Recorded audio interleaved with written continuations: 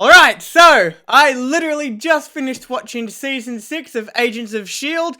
I don't know when this video will be coming out. Either way, I'm going to have to get straight into this because there is a lot of ground to cover with season 6. One of the first things is that, yes, it is a lot shorter than most Agents of S.H.I.E.L.D. seasons. That's one thing that I was excited about because that way it would allow them to be more focused. That being said, I think this is one of the weakest seasons of Agents of S.H.I.E.L.D. in my personal opinion. More on that later. One thing that I really enjoyed about this season is the certain storylines that it picked up from last season, one of them being going out into space, trying to find the second version of Fitz because the other one died. There's a great episode that just focuses on them out in space trying to find him and all their problems that occur in on that mission, and a very funny scene where just everyone's tripping out. Love that episode, it was awesome. Moving on to the next thing. That storyline focuses, on them in space. And that's sort of like, for a while in the season, that's like half of it. The other half is back on Earth, where S.H.I.E.L.D. is tracking these anomalies, these reality-altering anomalies that keep occurring across the globe. Stop fucking up your words, you idiot. Simply put, it all leads to we finding out that there's a second version of Coulson as well, but this one's evil. He's a villain.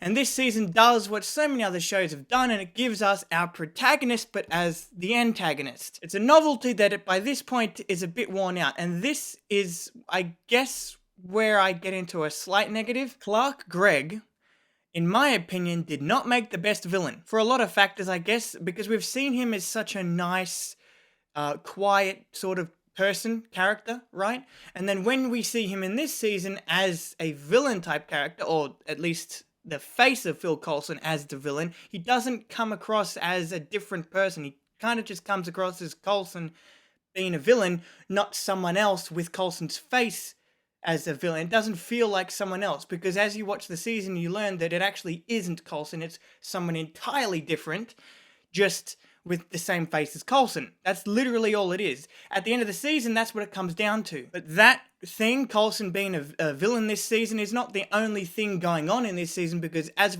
I've noticed with almost every Agents of S.H.I.E.L.D. season, is it starts in one place and ends in a completely different place with each season of Agents of S.H.I.E.L.D. It started in one place as a mystery, right? And by the end of it, you're like, how the fuck did we end? How did we get here? Like, go back, it's very complicated. Each season has a lot of moving parts, and with most shows, usually, it starts somewhere and you can see where they're going, and there's some bumps along the way, but ultimately you get to the point where you saw where it was going. But with Agents of S.H.I.E.L.D. in each season, you don't know, you start a season and you just don't know where it's going to end, because each season ends completely differently than what was even set up at the beginning of the season. I do like that, though. Just putting that out there. Anyway, off that, there is another villain besides villain with Coulson's face, named S.H.I.E.L.D. I'm not too clear on what she actually is and what even Coulson is.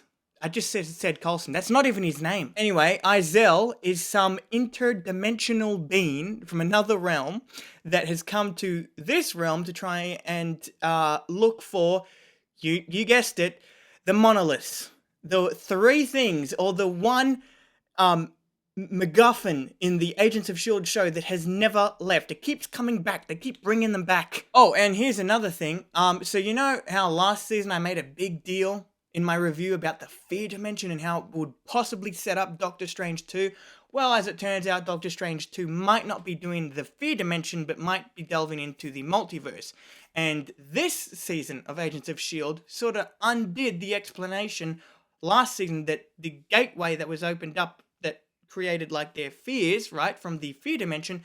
Turns out that wasn't actually the fear dimension. The Fitz in this season describes it as a door to S.H.I.E.L.'s realm or whatever. And that one of the three monoliths was just recreating their fears, not because of a fear dimension, but because that's how that particular monolith works.